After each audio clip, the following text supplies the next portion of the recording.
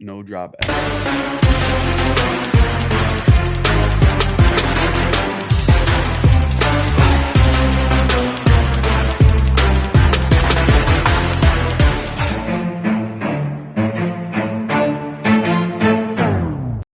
What's going on, everybody? Welcome to another episode of the Chop Sports Daily, coming to you live from the Flipping Made Easy studio right here in beautiful, sunny, hot Matawan, New Jersey.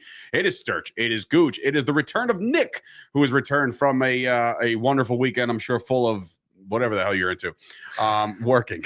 So we're chopping it up here from the Cabinet Creation Sports Desk. We hope everybody's doing well out there here on a Tuesday. Not just any Tuesday, ladies and gents. I'm here to tell you and inform the masses that is my dad's 65th birthday this morning. So happy birthday to my old man, who is not old at all. He is still actively shooting baskets and pool basketball, will still do the sky hook that I can't block, and I'm taller than him, still can't get it to it. I just can't get to it. I don't know. But school sky hook. Yeah, the sky hook is where it's at. A happy birthday to my father. And of course, I can finally release publicly that yesterday my awesome baby bro and his wonderful wife Christina have given birth to their first daughter. They have a son, little Danny, and now they have a daughter, Ava Jo. So welcome to the world, Ava Jo. You got my pencil? Oh shit, it's in my car. All right, cool. So yeah, Danny, thank you for the pencil, buddy, and shout out to you on being an I wouldn't say new dad because you're already a girl dad now. Yeah, so now the girl dad is a whole new bag of tricks, my friend. Let me tell you. Me and Danny are fucking tight. Yeah.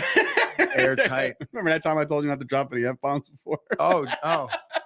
Not been 7 minutes? No, it's been 1 minute and 50 seconds. So congratulations. You did as well as you could. So congratulations to my brother and his wife. And of course, happy birthday to my old man. It's a great day to be great. Let's get to it. Gooch, how you feeling? Oh, before I get into that, because, I don't let Gooch speak for the first 5 minutes, go over to patreon.com/Chop Sports. That's how to support the show, the brand, everybody that's contributed a red cent to this company. We thank you and forever grateful for you guys. So again, $3, $5, $10, the way to support the show. More content coming soon. And I'm not just blowing smoke up anybody's ass. This is actually going to happen. We got the Cap House stuff going on a little bit more as the fall approaches. So definitely some cool stuff happening for the Patreon. So in any event, I want to also plug the Fight Factory before you get into your rundown. Chop Sports Fight Factory dropped today as a podcast. It's going to drop on our YouTube channel under a brand new playlist entitled the Chop Sports Fight Factory. That's an executive decision I made with the two fellas that do this. I want more eyes on the product. I think having 12 subscribers over there on the Chop Sports Fight Factory YouTube is kind of irrelevant right now. I want to build from within and grow out. So don't worry. I think I know what I'm doing.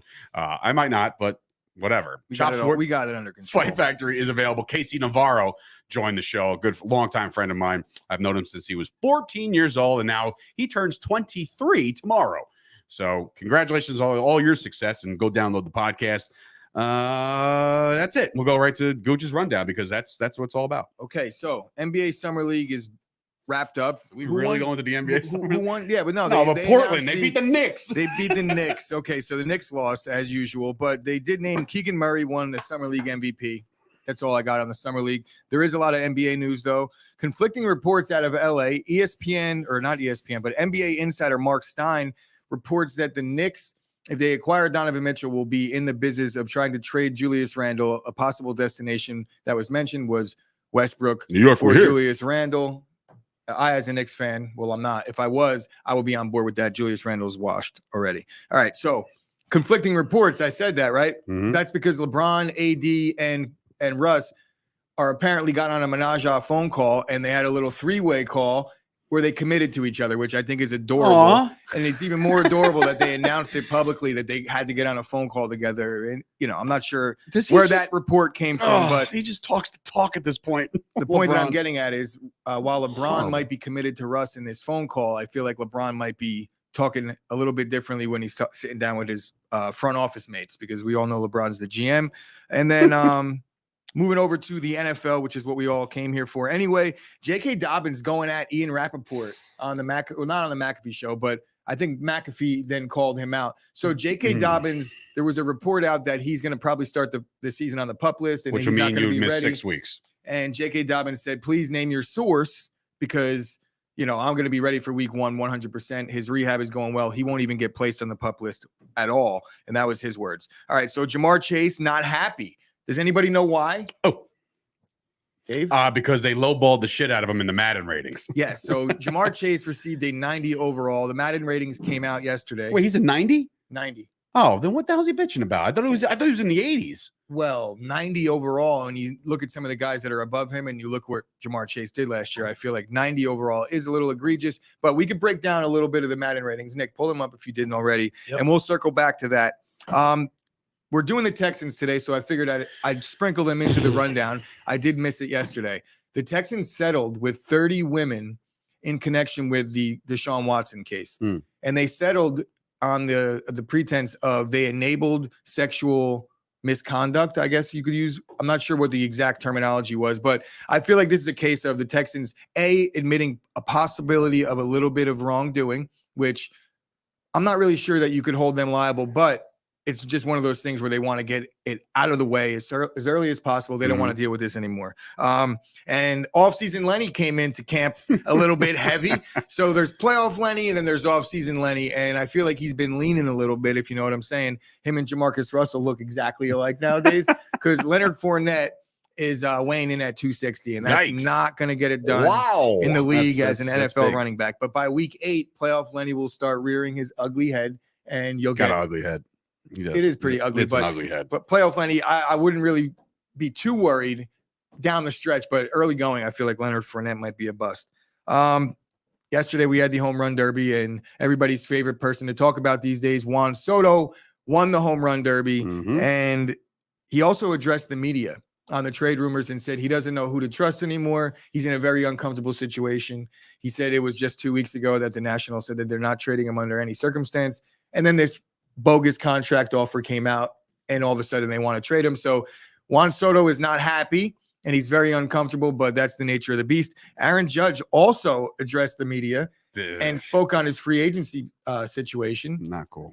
You don't like what he said? I like what he said. It's just like he could have worded it a little different, I guess. I don't know. With the headlines that I got and the quotes that I got, I loved what I read because it said that Aaron Judge doesn't want to leave New York, and it's not about the money.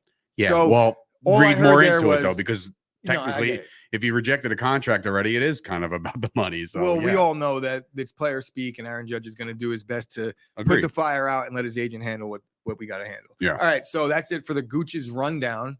I do have to circle back to a couple. I feel things. weird saying my own name. Yeah. Yeah. I mean, I intro the show Sturch. I will never, and I had to refer to myself as Sturch. You notice how I don't? So if you were to start the show, you want to introduce the host? I do, but it's like I mean, I get it. I'll never do that again at the end of the rundown. I just want to circle back to at least the Knicks real quick, because if they were to land Westbrook for Randall, right, my man, then you're looking at, and they acquire Mitchell. I mean, now it's something to talk about. Like, you're talking Mitchell, Westbrook, Brunson, RJ. Like, there's a little formidable team there, you know, and that's without giving away the farm. Literally. So I don't know. I'm into that. I don't think it makes the Knicks a much better team. They're not going to win many more games with Westbrook, but I think it makes them more exciting. I would love to see Westbrook. Yeah, I don't know why I did that too. Light up a triple-double every other night in the Garden. I do have to bring up something about the home run derby. First of all, shout out to MLB for almost lighting all your players on fire yesterday. The pyro that went off behind them was one of the funny. I tried to actually take a video of it, and I wound up sending the group chat a still shot of nothing. So probably people are like, what is he? You know, you guys are probably like, what the fuck is he talking about?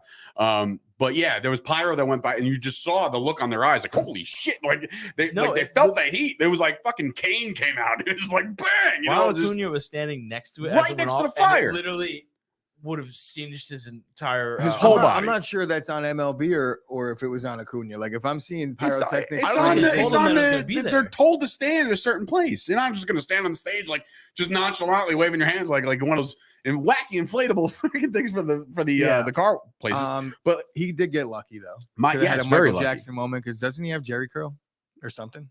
Who? Soto? Acuna. Yeah, maybe. I don't know. I don't remember off top. But I will say doesn't have Jerry curl. I don't know where the fuck. In regards to the home run derby in itself, right? First of all, shout out to me for calling that Pujols would get out of the first round, and I did that on a whim because I wanted to see him do it. Did I or did I not call the winner? I I don't remember. I don't know. You probably did. I had a lefty winning, and it was Acuna or Soto against Acuna. That was pretty much what I picked. I think. Shout out to Soto, though. By the way, did you hear what he did address the media? Did he hear about what he said about the Mets? No. He's like, I love playing here. Have you seen my stats here? So it's like, oh, okay. He's not wrong. He does crush the ball against the Mets.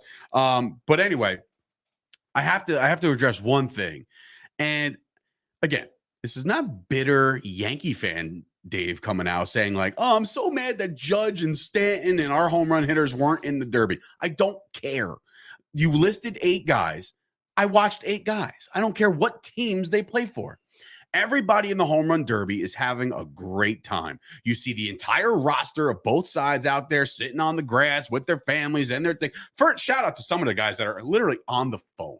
Like they're like just on camera. Like, who are you talking to? That's so important during the All-Star game. Unless you're saying like, hey, do you see me on TV? I don't know. But my biggest gripe is with a Met. Because of course the people are gonna be like, oh, it's because he doesn't like the Mets. Like, I don't know how many times it's on blue in the goddamn face that I have to say that I root for the Mets to do well. My father, again, birthday boy himself, I root for the Mets to do well. When I see what I see and call it cringeworthy, it's because that's what it is. Everybody's having a grand old time, right? Everybody's having fun, and you got homeboy in the clubhouse doing squats, and I know the squats were apparently pregame because if you jump on Polar Bear, his heroes come pouncing, right? So those squats were in pregame. Okay, cool. You're still doing fucking squats while you're about to hit dingers for 3 minutes, right? That's one thing. Secondly, they got a shot of him in the locker room, and while guys are stretching, Soto's doing his stretches, has the medicine ball or whatever the hell you call that thing where you're stretching. You got guys like Polar Bear, like fucking meditating and shit. Like his eyes are closed. This is the most important thing in my life. This is so dumb. Go out and hit dingers. Enjoy the masses. You didn't enjoy any of that shit. And then I got a picture. What did you enjoy last year? And he's happy because he won. Yeah, because he won. Well, but like, don't give me the whole he takes it so serious. I don't remember seeing him act that way either the previous 2 seasons. What I'm saying, I was told too much. I was told yesterday by Rob that he's taking it really serious. I think he took it a little too serious. The whole thing was cringe to me. It's the whole give me a break, dude. Just enjoy yourself. I would never be able to wrap my head around acting that way. Look, Polar Bears fucking won two home run derbies. He's obviously hitting bombs, but to me, it was cringe. Very cringe. It's the whole thing about All-Star Weekend is to just like go out there and have fun. Shoot the shit with like players you don't normally do that with. Mm-hmm. Bro, it was a home run derby. He wasn't going out there for like the main event. But but shout out to Marte, who's out there mugging Soto when he wins the thing. Like, they're all friends. They're all having a good time. But meanwhile, Terminator coming up to bat. Like, I can see him in his mouth. He's like, are we ready to go? Huh? Like, dude, just sit there and hit. He probably did sound that way. He definitely sounded that way. It's just they mic'd him up. No, I'm kidding. Yeah. It's stupid. Bring up the home run derby graphic and take down Julio Rodriguez hit like 91 home runs and didn't beat Soto. I'm not sure I like that format, that aspect of the format. I guess timing is everything. Yeah, right. So Julio Rodriguez hit 80-something home runs, and Soto hit 53. Julio looked fantastic. That guy is fun. Like that. Another one had fun. He was sitting there. Am I the only one that turned off the home run derby though? I couldn't. Well, I just couldn't do it. Some After laundry. a while, I was like, "Holy shit!" First of all, like, ESPN's coverage is not that good. Like ever. Like the home runs go up, you lose the ball, you can't see the ball, and then you find it. It's almost as if there's somebody like at shortstop throwing them. Like nobody's actually hitting home runs. It's just all trick photography. Because all that is too. You have video games like MLB The Show or whatever that can track a ball better than a fucking billion-dollar company that can't even have the tech. Like, dude, there's probably technology that you could put in to like show a stream, like a flare or something coming on every single replay. They do it that's another thing I can't say. Like when they do like here's the hit chart, the spray chart, and all of a sudden it's like right, and it's all every home run ever. Do that for every home run that he's hitting currently. I know you have the trillions of dollars to do it. Don't let me do this. Well, fuck. Oh, there it is. What the fuck? And you can't see it. And shout out to all those kids in the outfield. I say it every year. Learn how to catch a fly ball. None of those kids know how to catch. They're like, here it comes. Bro, Major League fly balls are a little different, I promise. I mean, they're up and they're down. It's not. If they're rockets, get out of the way because they probably can kill you. Up and down is not as easy. But there's as a couple think balls that go straight up, and the kids are like, and then they just let the ball fall in front of them. They're used to catching balls hit by like 12-year-olds. Yes! And then all of a sudden it's Juan Soto maybe hitting that's a fucking moonshot, and you want this kid to fuck. It's like, what? Good. These guys are hitting like, balls like 100 feet. I know, it's like 100 feet. It's not what they're doing. It's like 280 feet in the air. All right, I'm a piece of shit on that one, but still, like it's just, but it's fantastic to see him up and then see the crowd move towards it and then just see it hit the ground. Not to mention, it's like there's 30 of them trying to get the same fly ball in the same spot, bro. And that's another thing. As far as the crowd, like, would you ever attend a home run derby if you're not in the outfield?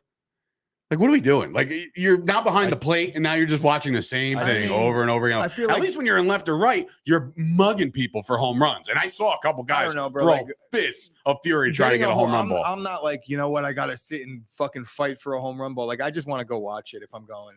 I'm not doing the whole glove I did that, fucking chase after. Oh, shout out to those who bring gloves to the stadium. You guys be in like the upper deck behind in like left field in the shittiest seats, and there'll be someone with a glove. It's like, damn, bro, did you play? I hope you just played catch before the game in the parking lot, because what are you doing with that? So the people that bring gloves to a ball game fall in line with the same people, same wrestling fans that bring title belts to the shows. Like, you're not the champ, you're a loser. Don't do it. Like, just don't do it. Anyway, I'm off on a tangent. Sit in the outfield when I went to the home run derby. We're like going at members of society now for their. Look at my mom. My mom's just downplaying my skills. By the way, she's like, "You were definitely not an outfielder." You're right, Mom. I pitched and I played first, and then before I got fat, I was a shortstop, and I was a damn good shortstop. But I never did play the outfield. Don't ask me to shag fly balls. I can't do it. You're not. If they came up to me and said, "Hey, Chop Sports, do you guys want to go out in the outfield and shag fly balls for the home run derby?" I'd be like, fuck no. I'm going to look like an idiot because I'm not good in the outfield. I'll go play right center on a men's softball league because I know that's like the least hit active area. And when it's to me, I go, fuck, right? And I just go track it, or I track it wrong. I'm not an outfielder. So then take it back, bro. What? Take it the fuck back. Take what back? Your comment about the kids. No, because those kids are probably outfielders. Those kids aren't fucking outfielders. I was a kid. My mom's like, you used to bring your glove to the game as a kid. I was fucking 7. But grown adults coming in there with their fucking gloves, like, gonna catch one today, or we go. Like, you're such a dork. I mean, I didn't bring it. I went to the home run derby Yankee Stadium. I didn't bring my glove. That's also because I was nowhere near the last time I caught anything was a practice, batting practice, home run, left field bleachers in my hat. Caught it in my hat because I'm skilled like that. I need to bring my glove. I went to batting practice and caught like 13 balls. I was fucking cleaning up. Did you bring your glove? No. Right, exactly. You're a man. You're 40. I've never caught a baseball at any baseball game. Yeah, I've never gotten a ball in a I feel bad. I feel like you're deprived of such exhilarating experiences. I watched a grown man take one away from a kid when I went to the those are the worst. Those people are the worst. Then I got to watch the kid walk up the stairs crying in his glove. I was like, I feel so bad that I just sat down and watched this happen. And also, to answer your other question, I would never go to a home run derby because it's probably extremely expensive for no reason. Like, I can't even watch it on TV. That's what I'm saying. I'm not paying for it. At least when you're there, maybe it's like the spirit of competition of trying to get one. Like you're in left field and you're like, all right, they're bound to come over here. Bro, you could go on YouTube and like watch all their rounds right now. Just do that. That's what I did with Monday Night Raw. Cut through all the bullshit. I missed wrestling last night because of the home run derby. And then on top of the what? Oh no, we spent way too much time talking about this terrible home run derby. Yeah, well, give me something else to talk about other than the Texans. Oh man, hold on. The home run derbies are for this day a little bit quicker now, which is nice because I went quicker. Yeah. No, bro. ESPN puts it out there like, watch the derby from 8 to 10, and then at 10 o'clock you can watch the captain, the season premiere. Bro, the captain didn't go on until 10:50, and I'm like, no, I got up with a laundry basket from my. I'm like, I can't watch this. I gotta go to bed. You got those Madden ratings, bud? Yeah. Oh yeah, the Madden ratings. Thank God. Oh my God. All right, so take down the. Come on, man. Let's get on the ball. I think I threw him you off. Go back to name tag. No, it's okay. You're good. Anyway, I apologize Madden for ratings. So we have the top 10 overall wide receivers in Madden. So number 1, Devontae Adams, 99. Number 2, Cooper Kupp, who's a 98. Tyreek Hill in at number 3, 97. Who does Cooper Kupp have to blow to get a 99? Get to the 99 club. Like, what does that guy got to do? Jesus. Number 4, DeAndre Hopkins, 96. Number 5, Stephon Diggs, 95. Number 6, Justin Jefferson, 93. Number 7, Mike Evans, 92. Number 8, Terry McLaurin, 91. Oh, get the fuck out of here. Keenan Allen is number 9 out of 91, and Amari Cooper's in at number 10 at the 90 overall. And I'm pretty sure Amari Cooper was like 93 last year. Isn't a 90 because I thought they only. That's somebody came in before and said that's wrong. Remember the outrage was that he was an 87. I mean, either way, 90 is still way too low. I mean, it's not low. 90's a 90. Like 90's a big rating in Madden. I mean, you're not a Madden head. I'm putting him and Justin Jefferson in the same class all day long. I think that's a pretty equal rating for pretty the two equal. of them. Like if Justin Jefferson's a 93, why is Jamar? What was Justin Jefferson last year? Probably in the 80s, maybe the 70s. So what would you say? Why would you say that Jamar? Because he was a rookie. Careful, because you know where I'm going with this. Wait, Jefferson was not a rookie last year. Jamar Chase was. So what's Jamar Chase? He's an 87. So Micah Parsons better not be higher than. He's going to be a 92. He better be a 92. You guys like how I did that right there. And Dave didn't pick up on it. I was like, you know where I'm going with this? He's like, wait. I wasn't actually. I didn't know where you're Jefferson? going. I was like, oh, where is he going? Where is he going with this? So Micah Parsons, he has to. I guess it makes sense because Hopkins should not be a 95 right now. No. He's got a suspension due to PEDs. And clearly, maybe like some of those attributes were enhanced by said PEDs. So yes. You have to give him a little bit of a bump. And if it's what have you done for me lately, which is what Madden should be. It's like, what are you? Well, they do that throughout the course of the year. Right now? Because they update it. It should be literally like, what are you in real time? What is the so in real time? This is what they're saying that they are. But as the season goes, they go up. Yeah. Like, don't you remember there was a couple guys that like became 99s like as the years went on? Of course. But like Cooper Kupp, are they just waiting Shut for up, the moment? Casey. Are they waiting for the moment to give Cooper Kupp his? You made it. Maybe next year. What's he gonna have a couple good practices, and then like next week they're like, oh, or does he have to catch the game-winning touchdown in the NFC Championship? So he was an 87, and Bailey came in. And said Bailey's confirming he's an 87 rating. Casey Hammond came in asking what Zeke's pass blocking rating is. It's going to be in the high 90s, and fucking Casey's a Cowboy fan, so like. I think most Cowboys Nation gets it too. Yeah, I get it at this point. Yeah, sure. I think he better be a 90 or above. All alone. You don't think they dropped Zeke under 90, do you? Oh my god! I'm asking you. They better. Is there running backs available? Not yet. I think they better. Come on, let's be. He's probably going to be. I'll give him a 90. He's probably going to be an 85. Get your ass out of here with the 85. Honestly, Saquon's going to be like an 82. Saquon should be in the 70s. Saquon's going to be higher, and they're going to be almost. Watch. Saquon's going to get way too much love in Madden. Way too much. Zeke should be a 90. Because his speed is still going to be like a 93, and his catching ability is still going to be like. Wait. He's still fast. LeBron go watch highlights from last year. He's still fast. LeBron got a 79 strength in 2K, right? Yeah, well, no. So if Zeke is the fastest, LeBron is the strong. Is that what you're saying? Zeke will be an 85 according to Bailey, and then I'm saying an 88. AJ says 88. Yeah, 88. I'm in lockstep with AJ because they're gonna that's a little bit high, but they don't want to disrespect him because for whatever reason they throw these guys bones. Am I gonna wind up buying? I got to buy a PS5 first because I don't even have. Well, yes, you have to. PS5. Yeah, but I'm still in the PS4 world. So what other positions did they release? Just receiver? Well, they released receivers and tight ends in terms of overall, and then they had the power moves for edge rushers. But I didn't grab that one. So I was like, they got content from now until release date. Death. The only thing about the what do we got at tight ends? Okay, tight ends. Go ahead. What were you gonna say? I was gonna say the only thing with edge rushers that's like really important is that Myles Garrett is a 99 overall. But other than that, Myles Garrett's a 99 overall. He should be. Yeah, he should be. I like that. That's fine. So tight ends, number 1, Travis Kelce, 98. Number 2, George Kittle, 97. Number 3, Mark Andrews, 93. Number 4, Darren Waller, 91. Number 5, TJ Hawkinson, 89. Number 6, Kyle Pitts, 87. Number 7, Mike Gesicki, 86. Number 8, Dallas Goedert, 85. Number 9, Zach Ertz, 84. Number 10, Hunter Henry, 84. All right, so keep going. Where's my man? Where's Schultz? So, well, he hasn't done enough.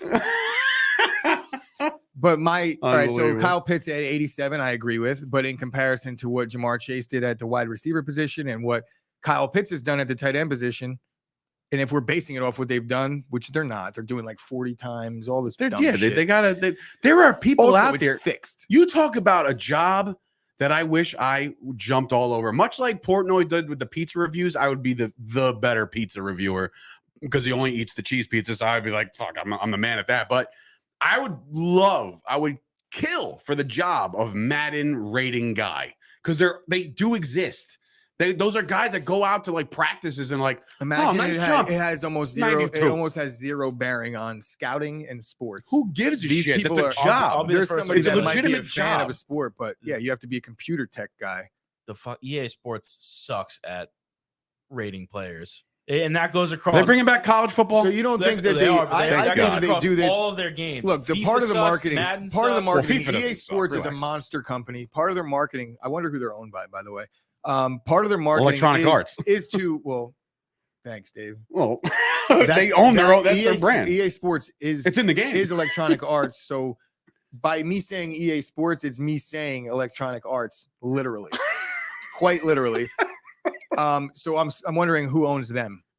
But that's another story. They're their own entity, no? They released these things, and Jamar Chase is in 87, and that's all everybody's talking about. If everything was on par with what they needed him to be and everything was perfect, then nobody would care. Everyone would be like, oh, word. But these guys, it's a new generation. These guys care. They incite violence on the internet with bad ratings on purpose because they know it's going to get people talking about it. So there's an egregious thing all the time.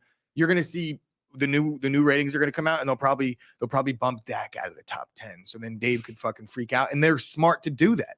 They're smart to do that. Because it doesn't have any real life bearing. I will be more than satisfied with a Dak 90 and a Zeke 90. I'm cool with that. If Zeke gets a 90, 90, put these guys in the 80s, I'm going to lose my mind. It's egregious if Zeke gets a 90. It really is. Dude, it really guys are is. all just sleeping on this shit. No, it's if we're looking. I love that word goobers, by the way. If we're looking like, would you put Zeke in the top 10 running backs? There can't be 10 guys that are a 90 overall. It just like doesn't but you can do any rating. You can put 15 receivers in the 90s if they're all that good. That's my thing. It's not a ranking system. It's a rating system. Maybe receivers because there's like 90 that play. That's what I'm saying. But running backs there's less. And on a first scale, you just what is every team going to be really good in Madden? No, some teams stink, like the team we're going to preview today. So we'll get into that. But first, I want to let you guys know and ask you guys a question. Are you guys worried that you're going to run out of money in retirement or how you'll pay for long-term health care? Will your family be okay? We got an addition to the family yesterday. So are we going to be all right? I don't know. If not, we'll go to Michael Fusco of the Fusco Insurance Agency. He can work with you to create a comprehensive retirement plan. He'll explore using life insurance and annuities to help you build it. See how this is why I don't like any carpet underneath, because you were so like that was so smooth and so back without a carpet. Anyway, so smooth and so back. Explore using life insurance and annuities to build you a more secure future so you can worry a little bit less right now. Call 718-701-5787 to schedule your complimentary consultation. That's 718-701-5787. And guarantees and protections are subject to the claims paying ability of issuing company. Some insurance companies some insurance policies are not available in all states. I went a very long time without messing that up.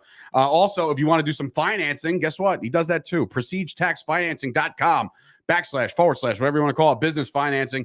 If you're a small business owner like we are, if our customers have 540 FICO scores, we can also offer them some credit and some financing and all that stuff. So go visit Michael Fusco at the FuscoInsuranceAgency.com. And I want to give a special shout real quick to Dat Chat and Hater Fantasy Sports. Both of those guys partnering up with us, doing the damn thing. Dat Chat is brand new social media, which, by the way, had another conversation about NFTs the other day. I stopped midway because I'm just like, oh, you know what it is? And then I just stopped. And then somebody's like, by the way, do you know you can order McDonald's in virtual reality now? And I'm just like, I gotta go. I can't do this anymore. This is ridiculous. This is beyond anything that I want. It's like the Sims have come back.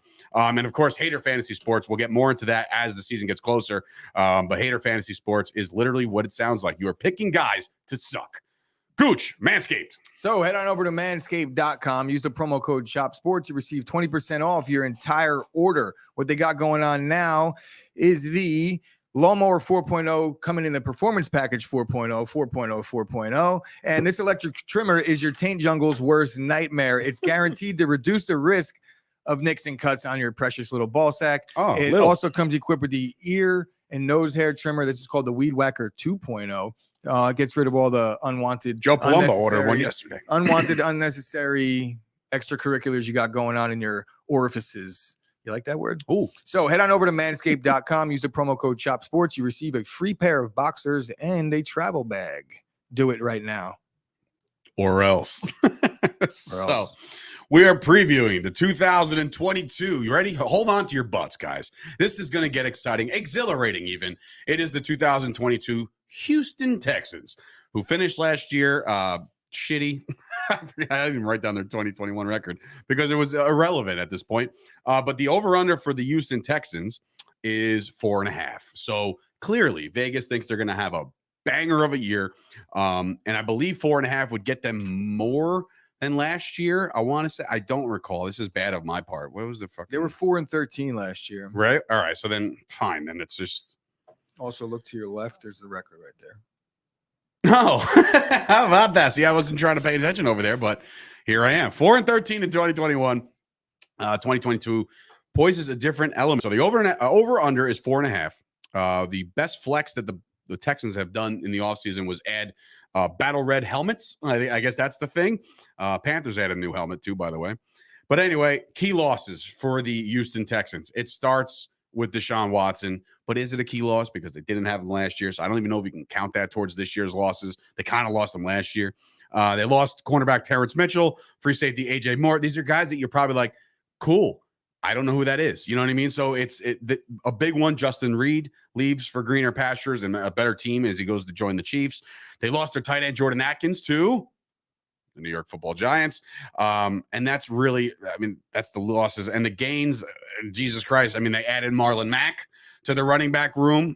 He joined Sexy Rexy over there in the running back room. And then they added, watch yourself, Davis Mills, because Kyle Allen was added from the Washington Commanders. Jesus H. Christ, how the hell am I supposed to hype this team up? They're led by Davis Mills from last year, Mills Mafia.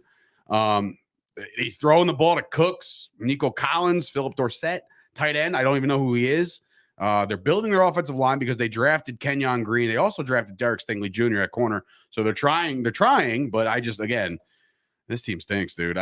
It's rough. Yeah, we got a rough one today. So fantasy perspective, Brandon Cooks, you get him later than you should be able to get a receiver of his caliber. He's going to produce, guaranteed, because they're going to be down in a lot of games. And Davis Mills and Brandon Cooks showed that they had a little rapport last year. I'm a little high on Dameon Pierce as a late round flyer in fantasy because he's going to probably get the lead back job because Rex Burkhead, the guys like Marlon Mack, these guys have proven that they're not lead backs. And the Texans, they could do a running back. Well, maybe Mack never got the chance.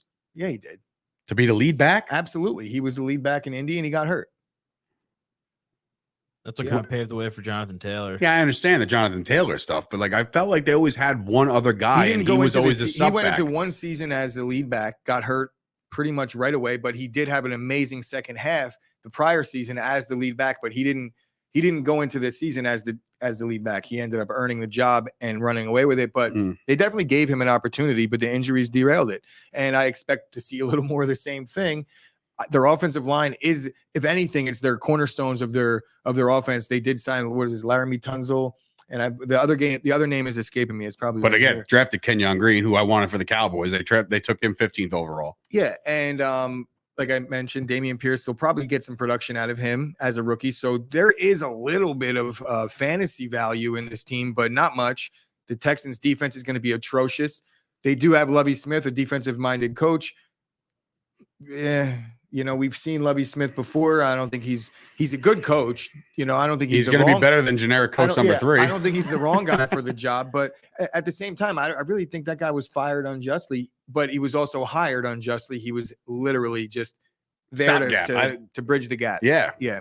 So shout out to Fairbairn, I guess, the kicker. You want a late sleeper kicker? Yeah, late sleeper. He's a good kicker. Their offense will sputter out every time they get so when they get the red zone. And you want to stop that. You want to hope they stop around the 28, 29 yard line so you get yourself a 5-point field goal. And Pep Hamilton, who the fuck is that guy? That is their offensive coordinator. Sounds like he would be a great high school head coach, Pat Hamilton. Yeah, but no, definitely. offensive coordinator in the NFL, maybe he's a good coach. We'll see how his system works with Pep nothing Hamilton. to operate it. Wait, Pep Hamilton. So he's going to have this great system, and it's one of these guys that just will never get another opportunity because the Texans' offense is so bad. That roster, man, I'm trying to find some positives, but there's not much. We could go through their schedule right now. Outside of the Jacksonville game, we will, but I do want to say put some respect on Pep Hamilton's name. He must have been a Cowboy at some point. No. He was the DC Defenders defensive, or he was going to be their head coach before the XFL folded. And then he was with the Chargers last year. So he was a quarterback's coach in 2020. So I mean, he's got he's got some moxie going on here. I don't want to write him off completely. I'm not talking shit about him. I'm saying I don't know anything about him, and it's a tough situation with that offense that he's working with because there's not many weapons. When it comes to their schedule, an injury away from having. We're going to play a game today here at Chop Sports on Chop Sports Daily. Find me the win singular because it's tough sledding. I got him with a couple, but we'll go through it because we've been going through everybody else's schedule. They open the season at home, first the Colts. I don't see that. Maybe Marlon Mack revenge game. I don't know how to really spin that one. 2 games on the road in which I figured they win one of those. Actually, they won't win at Denver, but I think Chicago is going to be very, very bad this year. And I've said that already. So this could be a close one in Chicago. This will make the wheels fall off in Chicago within 3 weeks, because if they lose to the Texans at home, it's going to be fucking mayhem over there. The Bears they have a significantly better roster. I think so too. But again, I'm trying to search for the wins here for the Texans. But Davis Mills might just be a better quarterback than Justin Fields. He might just be. There it is. Florida Mike, Hawaii Mike comes in. Pep Hamilton, a lot of hype at Michigan. He was on that staff and then just kind of shit the bed. But anyway, within the first 4 games, they got the Chargers back in Houston. Do you want to like split the Jaguars series? They play them in week 5 and 17. Yeah. So let's split that one. So that gives you the Jaguars, right? Otherwise, the division, I don't see them doing anything against the Titans or the Colts. So they might go 1-5 within their division with a win over the Jaguars. And again, yesterday we talked about the Jaguars, and I probably said, the Jaguars will sweep the Texans. So like that's how it gets a little tricky in that regard. They got a very early bye, so I don't know if that's a good or bad thing. They got a bye in week 6, where some of these there's nothing good. I'm looking through it. I know. You gotta. They go to play the Giants. An NFL team. They're going to upset somebody. The Giants are probably going to beat them. I think there's a win for me, like a little like forming a win here in week 11 against the Commanders, maybe at home. I don't know. Davis Mills against Carson Wentz. What a fucking blockbuster that is. I don't know, man. I was telling Nick before, there's a stretch where they go, they play Cleveland at home. That's fine. And they might fare okay with that one, maybe. But then they go at Dallas, Kansas City, Tennessee. Davis Mills will be running for his life in that one. Which one? The Cleveland game. Or Davis Mills will be hurt by then, and it'll be Kyle Allen fucking at the helm. I give him 3 wins. I was going to say, I got him at 3-14, which would slap the under, according to this thing. You know, I can't see how they're really improved on from last year. They have some key departures, mainly being Tyrod Taylor. That really does hurt because I feel like there is going to be a potential revolving door at quarterback one way or another, whether it be through injury or ineffectiveness, and who you have to lean on. Tyrod Taylor was at least a consummate pro. I like him. He was going to come in and at least get the respect of his teammates. I'm not saying Kyle Allen doesn't have the respect of his teammates or won't earn it, but very, very unproven, while Tyrod Taylor is proven to at least be competent, a good leader on a bad team. Always seems to be the case. Even when he was with the Chargers and he got stabbed in the chest by that bastard. Accidentally on purpose, stabbed in the chest. But that team was even like... He got Wally pipped by his fucking trainer and Justin Herbert. What a terrible situation. I said that so nonchalantly, right? My heart. Yeah, stabbed in the chest. Well, it's near your artery, so just calm the fuck down. All right, just wait. Just calm down. But anyway, yeah, the Texans it's going to be tough sledding. I think they finished last in the division again. How they build, what's the hype about Derek Stingley? I don't know. Again, cornerback, he's going to face some decent receivers within his division. Decent, not great, but not bad. Like Pittman Jr. over there and whoever the Jaguars are trotting out to be the receivers. And then obviously then you got, who am I missing? Titans, I guess not. Maybe Stingley has a good year. He might have a decent year, but he's no Trayvon Diggs. Look, but, they don't really have to throw at him at all if they I'm not sure. I really, truth be told, didn't look too deep into the Texans because it was like nothing to get excited about. But I feel like typically or traditionally the Texans have had decent corners, right? So I'm not sure who's opposite him right now, but just judging even by the way they just drafted, they went corner. The Texans, they might have a decent secondary. So if there is a strength on that defense, it might be that. Might be. All 13 Texas fans that exist right now are going to blast me on the comments. Coop is slapping the over here. He thinks there's going to be 5 wins, and Casey with the logical response: how in the world, or how in the wild world of sports, are they stringing 5 together? Only if the Jaguars plane goes down, which is terrible. Casey's got a very dark personality. Scoop, by proxy, you got yourself getting swept by the Texans right now. If that's the case, if they win 5 games this year, the 2 of them are going to be Jacksonville. I wholeheartedly agree. That's their 2 easiest matchups on their entire schedule as of right now. Good news. 365 days until we have to mention the Texans again after today. Oh, bro. That is a good comment. I like that a lot.